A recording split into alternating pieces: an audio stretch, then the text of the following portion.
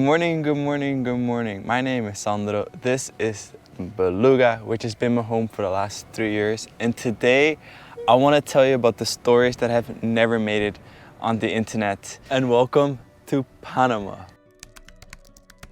I actually have written down some of the top questions today, so I'm not just pulling this out of my, you know what I mean? The first one is, how do you find comfort living in your car? And that's actually a really good gateway to today's video, because the last few days I've been hanging at a friend's house here in Panama. I used to live in Panama, right? Panama used to be a home for me. 12 years ago, I lived here.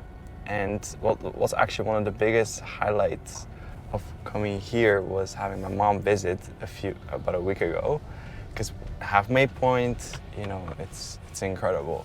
Usually when people offer me their guest bedroom or something, I politely ask, hey, can I use your driveway or can I use your parking spot? And yeah, sometimes people kind of react pretty weird to it, but that's kind of how it is for me.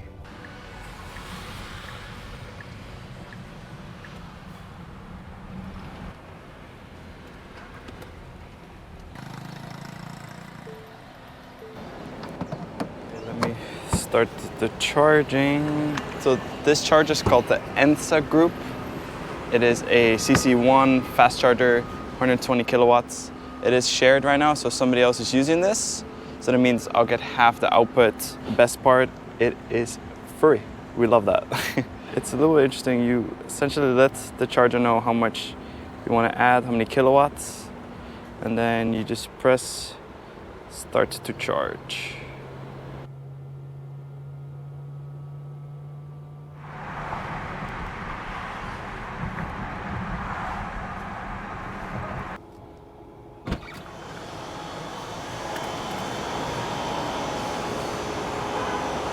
Okay, so the next question is, what has the maintenance been like living full-time out of your vehicle, driving across the length of North America? Well, I think it's the perfect time to talk about today's sponsor, which is LastFit. Has this ever happened to you where you're out and about and out of nowhere you get this low tire pressure indicator? Well, thank you for LastFit for sponsoring this video. You guys know that I live on the fly and set sail with Beluga anywhere really there's a road. And because we don't carry a spare tire with us, what gives us peace of mind is having LastFit tire inflator on board. This thing is powerful, compact, and best part, it is easy to store. It plugs right into your 12-volt outlet in the back or the USB outlets in your ts.la. With the digital display, you can easily see and set your desired tire pressure. My favorite thing is that once you set a desired tire pressure, the auto setting shuts off, so no more over or underinflating your tires.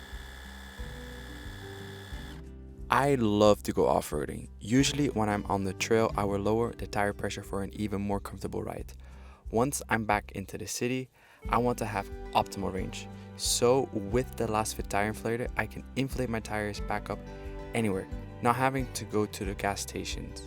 Yeah, that's awkward sometimes. Check this out. I can air up my tire from 36 psi to 42 psi in just under 1 minute. That's what I call powerful.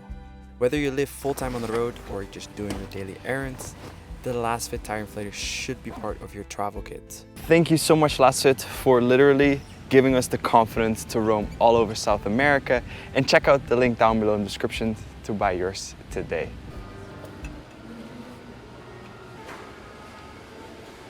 Beluga's cousin, working overtime.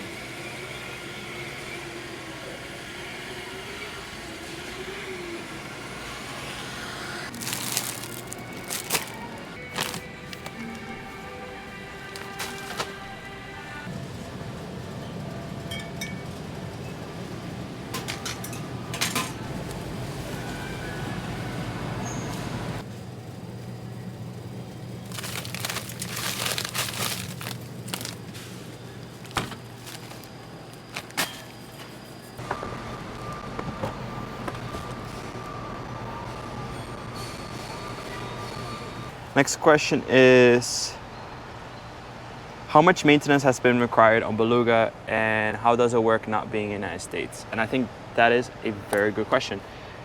And I think right now I am a little bit more risk adverse. Like I don't push as hard on the off-roading that I initially did when I started this expedition, because I understand also that I am far away from if something major fails from any help, even though they're opening a service center in Colombia, which is pretty cool.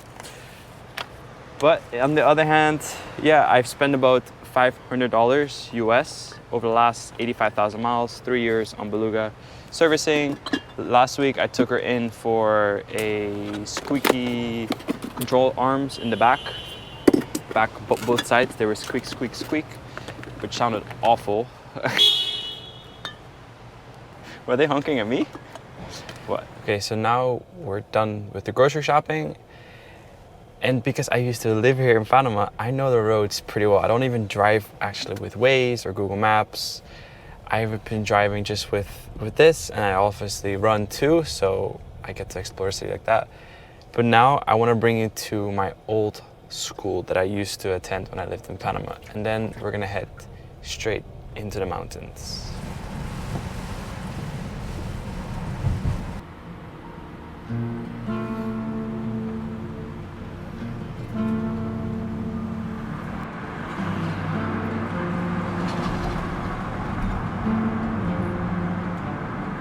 And for those who are curious, that's the Panama Canal. And my school is right there. Question, I don't know, number 5, 6. Where are you from? And this is why I brought you here. It's because I am Dutch. Originally, I still hold a Dutch passport. Ja, ik ben echt een Nederlander. But you probably don't think I'm Dutch at all. And do I feel Dutch? No. When people ask where I'm from, I give a variety of answers. And that's why I brought you here, because I have a Latin side, a Latino side. And coming back here with my mom as well was like a full circle moment for me, because I sometimes feel very American, sometimes I feel very Dutch, and sometimes I feel very like Hispanic, Latin.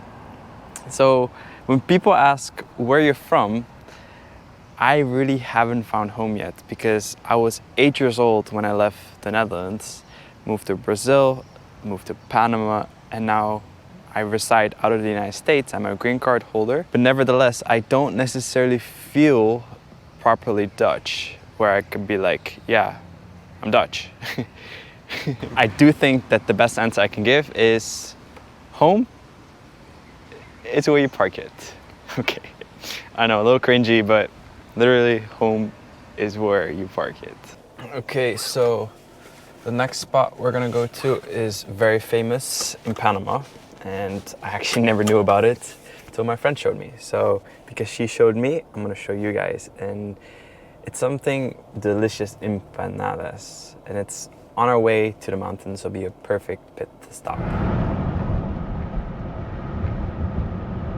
This is a little bit uninterrupted on today's agenda, but look at this, ready? Those are new fast chargers. When I drove here like a few weeks ago, they weren't here quite yet, weren't open, but they're open today. So I don't need to charge, but this is really cool. CCS and then the vintage shadow mode. Wow, wow, that's pretty cool. Nice. You have your regular gas station over there, and then you have a charging point right here. Maxi Charge by Delta. It's not on the map yet. There's another charger here, but these fast chargers are just opened, so we're gonna add that to the PlugShare app. And that's the app that I use to find all these hidden chargers. And I've actually added a lot of chargers along the way. Okay, it's official. I've added them in the PlugShare app. There you go. Isn't that pretty? Yeah, I like sharing experiences. That's why I like to add these stuff. Like, I don't want to make this stuff exclusive. So yeah, hopefully the next person gets some user information out of this, because that is the EV community. It's a very powerful and inclusive community, not exclusive like some people think. No, solo uno está bien. No, porque no tengo tanto espacio. Gracias, amigo, gracias. So yeah, this is me. I just stop randomly and buy fruits. $1 for this. ¿Y cómo te llamas, señor? Alexander. Mucho gusto, Sandro. ¿Productor chiricano? Yo, no tú. Yo soy Sí. Entonces, así se llama chiricano. Ajá. No sabes. ¿Puedes probarla? ¿Así? Ajá, así ves. Rica. Sí, ¿cómo se llama esa fruta? None. ¿Cómo? Anone. Anone. Chirimoya le dicen. Chirimoya. Wow, pues qué rico. Wow. Se come lo blanco, ¿no? Sí. Chirimoya. Yo que me he comprado. Eso sí es rico. Qué riquísimo. Tú puedes estar comiendo allá en otro lado una fruta fina. Sí, wow. Nunca has probado eso. Chiriquí, viene chiriquí. I've never tried this. ¿Y cuántos cobran? $1. Sí. Sí, déjame. Sí, así está bien, pero es mucho para mí. Okay. This is $1. So of course he asked the question, where do you live? So I'm not gonna lie to him. So, mira, Alexander, ven para acá. Esos son los paneles de solar. Ajá. Entonces con eso puedo cargar mi cocina por atrás, mi Starlink, internet. Ajá. Está Sí. lindo, ¿ah? Sí, gracias. ¿Esto se puede poner aquí? Sí, Panel solar. Sí. Te da luz. sí, infinito, porque siempre hay sol. ¿Y aquí? Solo tienes que encontrar el sol. The Panama Canal. Beautiful. Wow. This is incredible. This is incredible to be here. Okay, here it is. The famous empanada from Panama. We ordered 2 and then we have a croissant as well. Just because I've had these before, but I wanted to show this to you guys while we answer the next question, which is how do you find tech communications while you're traveling through multiple countries? Like, how do I connect my phone and all that? So I have a Starlink, which is visible up right there. It's actually roaming all throughout the world. I pay $65 for it right now. And I have an eSIM, but I actually disabled that. I had Olafly. I just like being disconnected from my phone. I know my work is social media, but I also just like not constantly have to check everything. So if I'm not near my car, I don't have cell service. So it's quite nice. But this is the empanada.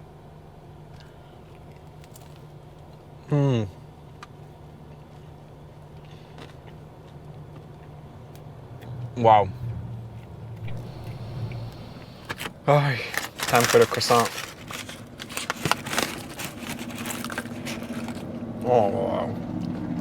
And this total, for 2 empanadas and this quality croissant, it was $4.20. No joke.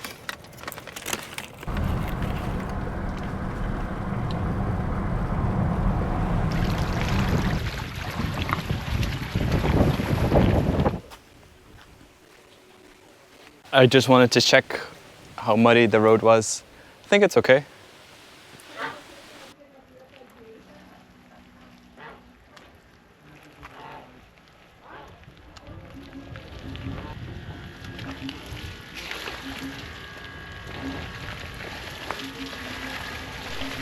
Push, push. I do have a rule of I always want to be facing outwards or head first so I can see people coming if they do decide to come tonight. Oh man. I don't necessarily drink, but this is a kombucha, so it has 0.5% alcohol. Pina cola. Absolutely delicious.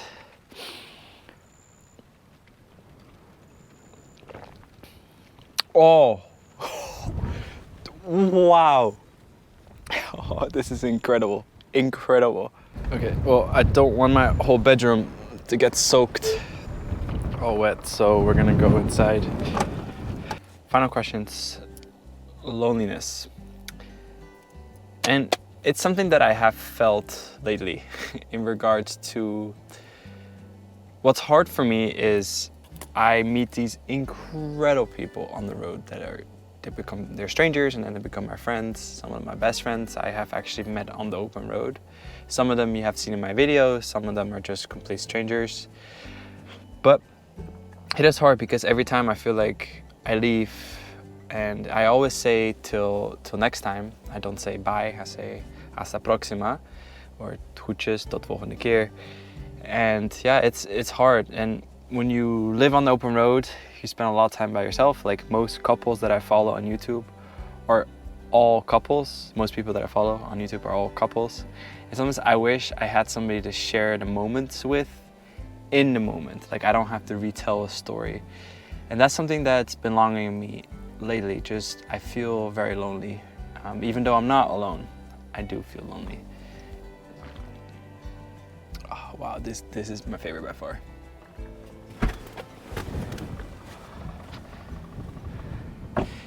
Honestly, right now, it doesn't even feel like I'm in Panama. I was actually totally prepared to start cooking inside because the weather was not looking great, but it has turned. So this is lovely. And tonight, we're gonna be making pasta. We got the garlic here, feta cheese, and then we're gonna use this little plant-based burger. What a view. Okay, so the next question is, what is your favorite place that I visited so far over the last 3 years, including Europe, because I also lived out of a Tesla Model Y for 2 months. Top 5 favorite places that I've visited, I think. Okay, so it'll be Alaska, for sure, special. The Yukon, which is right next door. Coming to Panama today here, like just coming back after I've lived here. Costa Rica, because I did skydiving there. And Portugal and Spain. Okay, well. Oh my God, I don't know. It's every place has been beautiful. Oh my God, even Mexico, which is very dangerous to be, but I spent 4 months there of my life.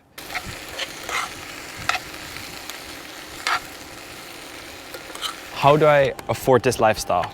How do I afford living out of my Tesla, traveling the world? Well, it's one because of people like you. Literally spending time with us, watching our videos, subscribing to Patreon, using our affiliate links. That is one way, and I'm so grateful for that. And before I started this expedition, I saved $30,000 in cash. So for the next year and a half that this road trip might take, I have enough money in the bank where I'm not determined on the performance of my videos to live off, because that is so stressful. I've been there, and my first year on the road, I did a lot of Uber Eats, deliveries. You know, I woke up at like 2:33 in the morning to start delivering Amazon packages with this thing, with the full kitchen, everything inside it. I delivered hundreds of packages on a day, and I didn't necessarily vlog at that time as much as I do now. So, and I used that money that I made to pay off this car. And also I had a full-time job for a period of time where I worked at Tesla for 6 months, and then just like Nico, my friend who lives out of Model Y in the United States, we all got laid off at the same time, and we used a severance package to pay off more of the car, essentially. So I'm living rent-free at this moment, and it's absolutely amazing. The app that I use to track all my expenditures, which is not sponsored, is called Travel Spend. I spent a total of $16,008. So that's a little bit over $2,000 a month living on the road. That includes shipping the car, expenses like camping, food, medical, everything, right? It is a lot, but it is not that little, between $1,000 and $1,500 a month. The last few months have been a little bit more pricey of the places that I visited, the things I've done, but that's what this adventure is all about. It's all about experiences. And one could say that $1,600 is a lot, but others could say that $1,600 a month is very little. But there's definitely one moment that will stick with me forever. That's happened in Tuktoyaktuk. When driving up there, I saw the effects of climate change, which are human-induced. Like for example, the permafrost that's melting, right, at rates that have never been seen before, which is scary, right? Because that's essentially shifting the road of the Dempster Highway. One of the reasons why they don't pave it, right? And yeah, seeing that up close, or the erosion in Tuktoyaktuk is chewing away at the banks, and there's a cemetery there, and they have to eventually move those bodies somewhere else. Like witnessing that, being there and hearing those stories makes me realize that we really have to take care of our beautiful blue planet that we have. And one of the ways is, I think, you could roast me in the comments if you like, is driving electric. It's not gonna solve all our humanitarian problems, but a sustainable future. That is why we do this.